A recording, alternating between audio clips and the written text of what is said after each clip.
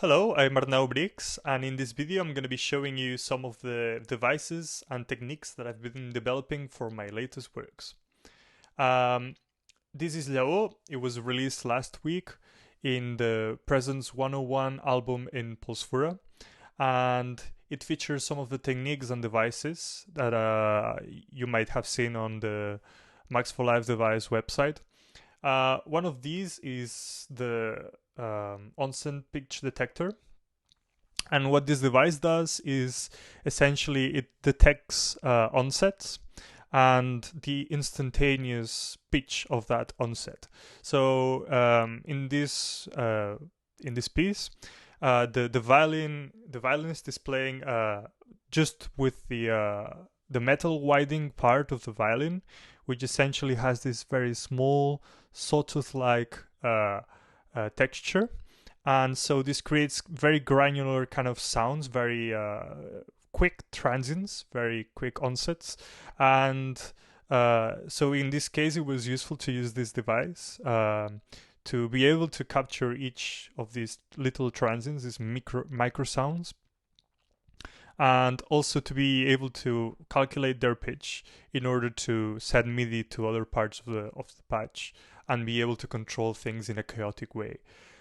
So mainly the techniques in this piece are this detection of the little onsets and the modulation of two feedback lines. One of these lines is happening through the violin because it's a feedback violin, meaning that it has a transducer attached to it or a surface speaker that is playing on the violin, and then it also has a contact mic next to it, which is it's taking the sound from the violin. So this creates a feedback loop through the violin itself. And then on the other hand, there's a digital feedback going on too, which is completely automated, and this is also modulated by the MIDI notes that are being sent from the onset detector device. So this is one possible use of the device, is to detect and then to trigger these kind of notes.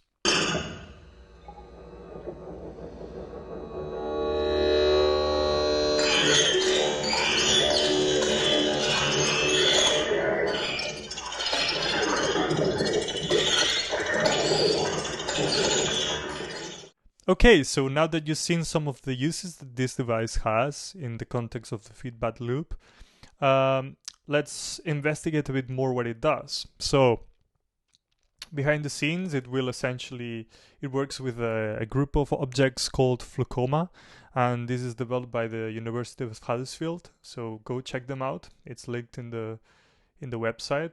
But here, it essentially triggers an onset, a detected onset.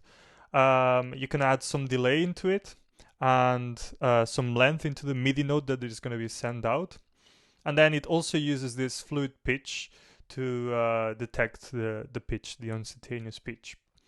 And I'm planning to add some more options in the future for pitch detection, but it now uses the most accepted algorithm, the one by default. And some of the other parameters are minimum slice, filter size. I usually tend to leave this as it is now. And energy is usually the most convenient algorithm for me, although I've also used high frequency content sometimes. And yeah, and then also something else that I do is I put it on trigger. I never use sample and hold because trigger essentially will trigger the MIDI note and then that's it, whereas sample and hold will essentially invert the triggering and it will just continue to output the MIDI note without releasing it.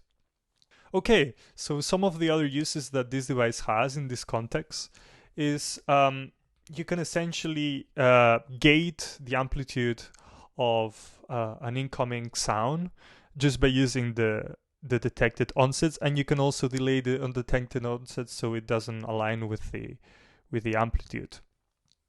And I've actually done this just by sending the MIDI out to the AIC bus driver, which you can configure in your audio MIDI preferences if you're in Mac. And I'm just grabbing this here in the MIDI gain or MIDI gain Pro, whichever version you're using, and I'm essentially gating that with the detected onset. So it's another use of these two devices that I've been developing. Of course, go check out the video on MIDI gain Pro because that's very useful to know as well.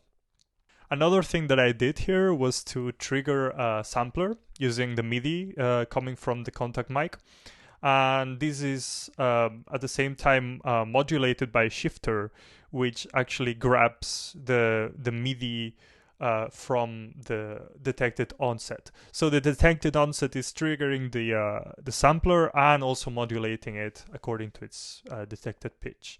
So that's another way of going about it. And actually, this piece is mainly just based on this device because this device actually controls many parameters of the piece, both the modulation of the feedback, the sampler, the modulation of the sampler, etc., etc. Okay, so you might have seen that this device goes alongside another device that's called Note Swap. So I used Note Swap in order to change a predefined sequence of MIDI notes that was triggered from here in the synth tab. And you can see here the MIDI note, and this has a certain length and it lasts for a certain time when it's triggered, but I wanted to have the instantaneous detected note from onset device.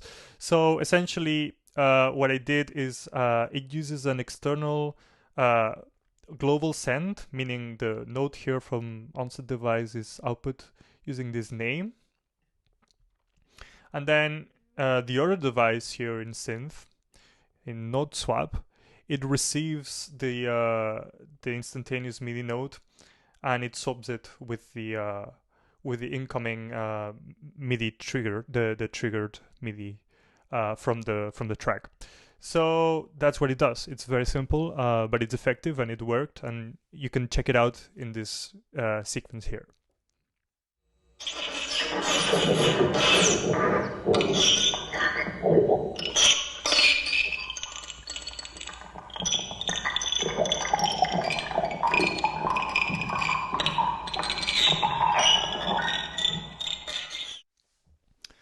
Okay, so now let's go and look into Presence 101. So this is the Presence 101 binaural patch.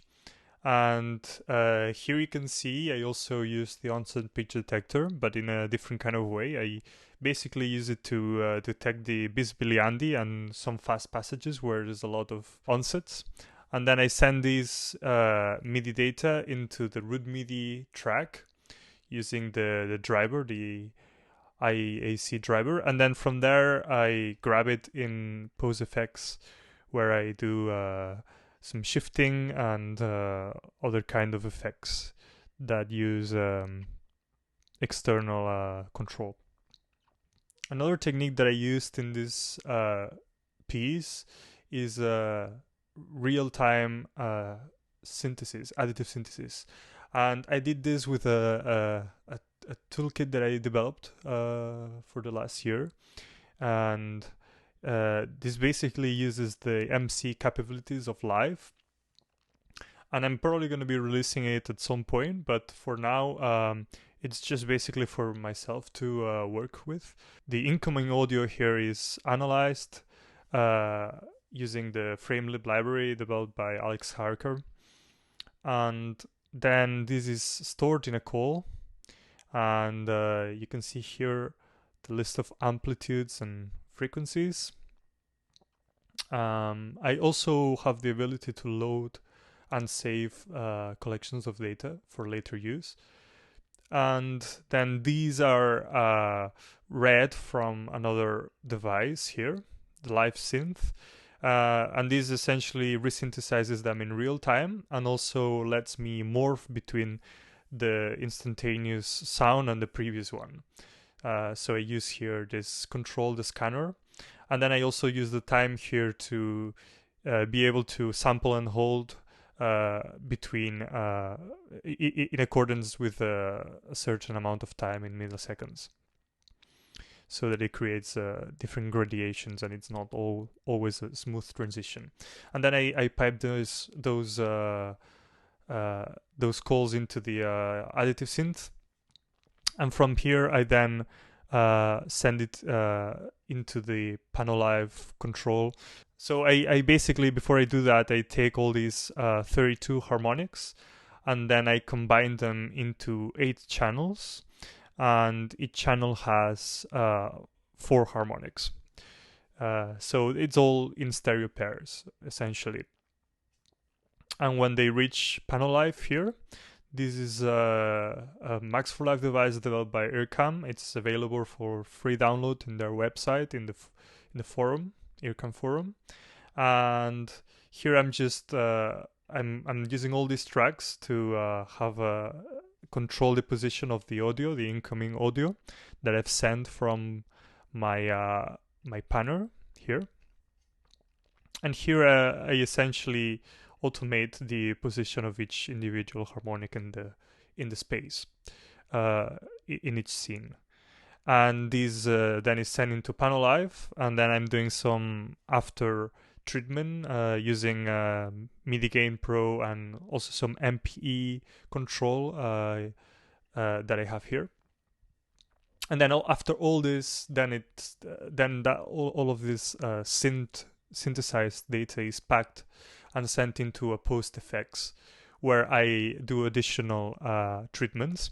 And that's interesting because what I want to achieve in this piece was to be able to extend resonance in a very short amount of time and not be and to avoid perceiving those extensions.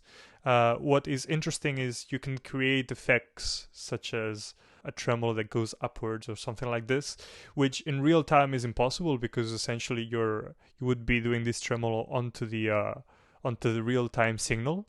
But if you extend that signal, then you're essentially dealing with a synthesizer, so you're no longer tied to the real time sound, and you can extend it in different kinds of ways, and you're much more free. One of these uses, for instance, is in this synthesizer here in the live synth. I'm doing what it's called a frequency masking. I'm also interpolating between chords, but I do like a frequency masking plus interpolation, which means I take all the harmonics from the first sound and then I go to the second sound, but in between I essentially have 2 thresholds, and then I interpolate all the harmonics according to those thresholds, which are movable. So I have 2 functions to control those thresholds, and these also control the amplitude envelope. And yeah, that's it. Any questions, anything, just drop me a line on my website. It's linked down in the description. And I hope you enjoy the devices and keep creating. Thank you.